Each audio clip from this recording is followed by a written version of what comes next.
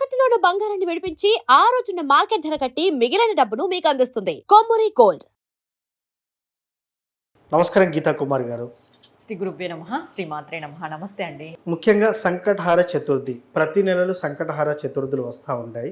ముఖ్యంగా ఈ సంకటహార చతుర్థి వ్రతం అనేది చేయడం వల్ల ఎటువంటి ఫలితాలు కలుగుతాయి? ముఖ్యంగా కొంతమంది నేను చూశాను, ఈ మన సోషల్ మీడియా ప్రభావం అనుకోవచ్చు, లేకపోతే మనం ఆధ్యాత్మికంగా కొన్ని మంచి విషయాలు చెప్పడం వల్ల కొంతమంది సంకటహార చతుర్థి వ్రతాలు కూడా చేస్తూ ఉన్నారు. ముఖ్యంగా ఈ వ్రతం ప్రాముఖ్యత ఏంది? సంవత్సరంలో 12 సార్లు సంకటహార చతుర్థి వస్తుంది. ఈ వ్రతాలు చేయడం వల్ల కలిగే ఫలితం ఏంటి? కుదిరిన వాళ్ళు 12 చేస్తారు, కుదిరిన వాళ్ళు 3, 2, 1 చేసి వదిలేస్తూ ఉంటారు. ఎన్నిసార్లు చేస్తే ఫలితం? ఏం చేయాలంటారు? సంకటహర చతుర్థి అంటే ఇక్కడ కన్ఫ్యూజ్ ఏమంటే నెలకు 2 సార్లు వస్తుందా అనే కన్ఫ్యూజన్ కూడా చాలా మందికి ఉంది.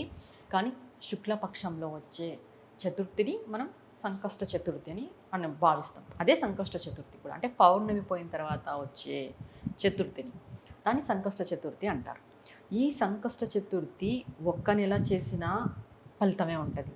3 నెలలు చేసినా, 5 నెలలు చేసినా, 9 నెలలు చేసినా, 12 నెలలు, 11 నెలలు చేసినా, కొంతమంది సంవత్సరాలు ప్రతి నెల చేస్తూనే ఉంటారు. అది వాళ్ళకి దైవ అనుగ్రహం. కొంతమందికి ఒక నెల కూడా కుదరదు చేయాలనుకున్నా కూడా. ఎందుకు అనంటే విఘ్నాలను తొలగించే దేవుడు విఘ్నేశ్వరుడు. అలాంటిది ఆయనను పట్టుకోవాలంటే అంత ఈజీ విషయం కాదు. ఆయననే విఘ్నం వేస్తా ఉంటాడు. ఇంకా అంటే ఆయన వేస్తాడు, తొలగించేవాడు కదా. ఎందుకు వేస్తాడు అనంటే నీకు ప్రారంధం బాగలేనప్పుడు ఆయనను పట్టుకోలేవు.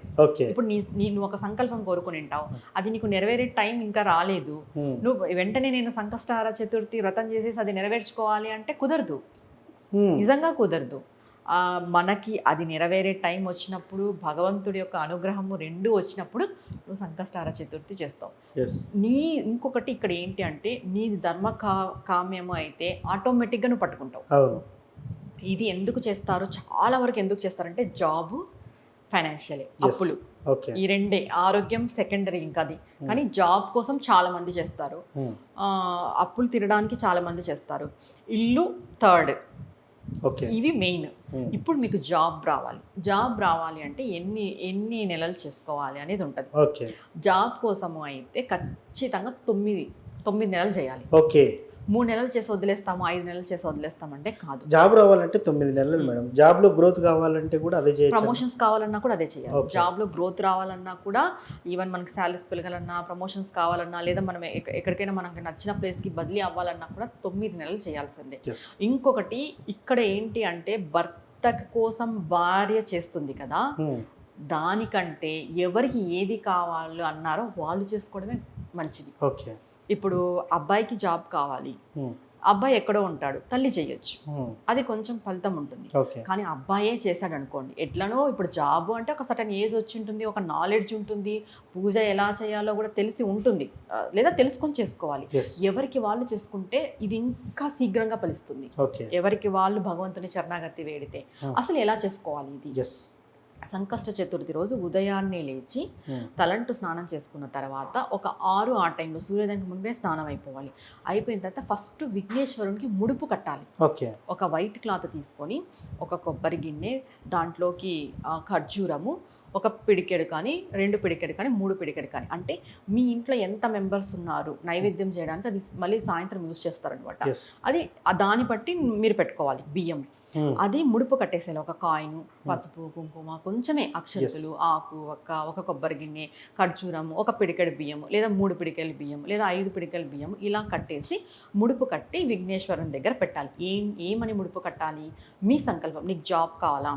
స్వామి, నేను నా జాబ్ కోసం చేస్తున్నాను, నాకు ఈ జాబ్ వచ్చేలాగా చేసి తర్వాత నీ యొక్క వ్రతాన్ని నేను 9 నెలలు కూడా ఏ ఆటంకం లేకోకున్నట్లు చేసుకునేలాగా చెయ్యి. ఖచ్చితంగా నాకు జాబ్ రావాలి, వచ్చేలాగా చెయ్యి. తర్వాత జాబ్లో గ్రోత్ రావాలనుకుంటే జాబ్లో గ్రోత్, లేదు అప్పులు తీరాలి, మాకు ఫైనాన్షియల్గా అసలు చాలా స్ట్రక్ అయిపోయినాము, మాకు ఊపిరి ఆడట్లేదు, మాకు ఏదో ఒక మార్గం చూపి స్వామి, మేము ఇన్ని నెలలు చేస్తాం. ఫైనాన్షియల్గా చేసే వాళ్ళు ఖచ్చితంగా 21 నెలలు చేయాలి. అప్పులు తీరాలనుకునే వాళ్ళు 21 నెలలు, 2 సంవత్సరాలు పడుతుంది.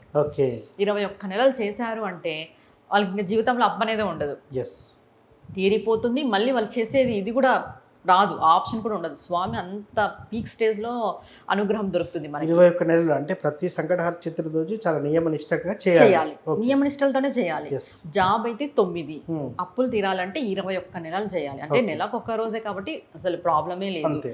ఆయన అనుగ్రహం ఉంటే అసలు ఏ ఇబ్బంది కూడా రాదు. అవును. ఇలా మార్నింగ్ ముడుపు కట్టేసి పెట్టేసి ఉపవాసం ఖచ్చితంగా ఉంటారు. కొంచెం ఏజ్ అయిన వాళ్ళు కూడా ఉపవాసం ఉంటారు. ఆరోగ్యరీత్యా ఏదైనా సమస్య ఉంటే పాలు అవన్నీ తీసుకోవచ్చు. ఈవినింగ్ ఏం చేస్తారు అంటే ఆ ముడుపుని విప్పి ప్రసాదం చేస్తారు. దీంట్లో కొంతమంది లడ్డూలు కూడా చేస్తారు. స్వామివారికి లడ్డూలు ఇష్టము అని చెప్పేసి 5 లడ్డూలు, కొంతమంది ఎన్ని వారాలు చేస్తే అన్ని లడ్డూలు కూడా పెడతారు. ఇప్పుడు 21 నెలలు చేస్తారు కదా, 21 లడ్డూలు పెడతారు.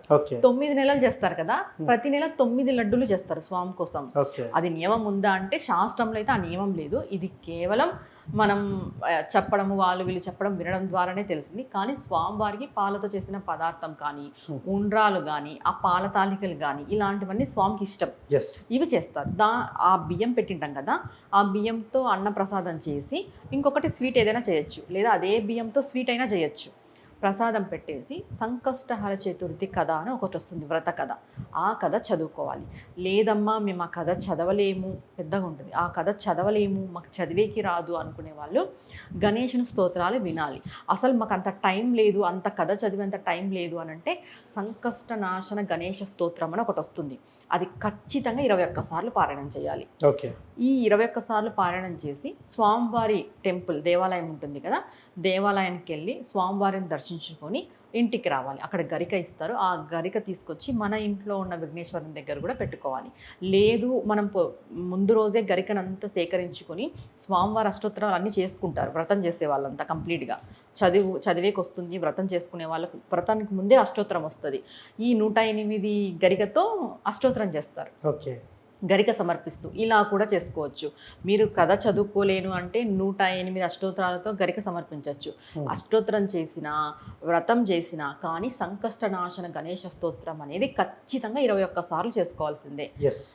ఇది ఆ వ్రతానికి సంబంధించి. లేదు మేము వ్రతం చేయలేం, నెల మాకు కుదరదు, మాకు ఏదైనా ఆటంకం వస్తుంది, మేము ఉండము, ఇలాంటి వాళ్ళు కూడా ఉంటారు. ఇలాంటి వాళ్ళు ఏం చేయాలి అంటే ప్రతిరోజు కూడా ఈ సంకష్టనాశన గణేశ స్తోత్రం 21 సార్లు పారాయణం చేయాలి. సంకల్పం ఒకటే అయింది. ఆ సంకల్పం తీరేంత వరకు ఇంకొకటి పెట్టకూడదు. మనం ఇలా చేస్తూ పోయే కొద్దీ ఆల్మోస్ట్గా ఒక 3 నెలలు 6 నెలల్లో కూడా మన కర్మ బాగా ఉంటే, అంటే గుడ్ కర్మ అంటాం కదా, స్వామివారి అనుగ్రహము శీఘ్రంగా వచ్చేలాగుంటే ఖచ్చితంగా నెరవేరుతుంది. డైలీ 21 సార్లు సంకష్ట నాశన గణేశ స్తోత్రం చేసుకోవడం వల్ల. దీనికి ఏం పెద్ద వ్రతాలు అవసరం లేదు. బెల్లం ముక్క సమర్పణ చేయాలి స్వామికి. ప్రతిరోజు బెల్లం ముక్క పెట్టేసి స్వామి దగ్గర నమస్కారం చేసుకొని, ఇది కూర్చొని చదువుకొని ఇంకా నమస్కారం పెట్టి హారతి ఇచ్చి వెళ్ళిపోవడమే. ఇది చేసుకోవడం వల్ల కూడా చాలా చాలా ఫలితం ఉంటుంది. అంటే సంకష్టహర చతుర్థి చేసుకుంటేనే ఫలితం ఉంటుందనేం లేదు. ఇది డైలీ చదువుకోవడం వల్ల కూడా ఫలితం ఉంటుంది.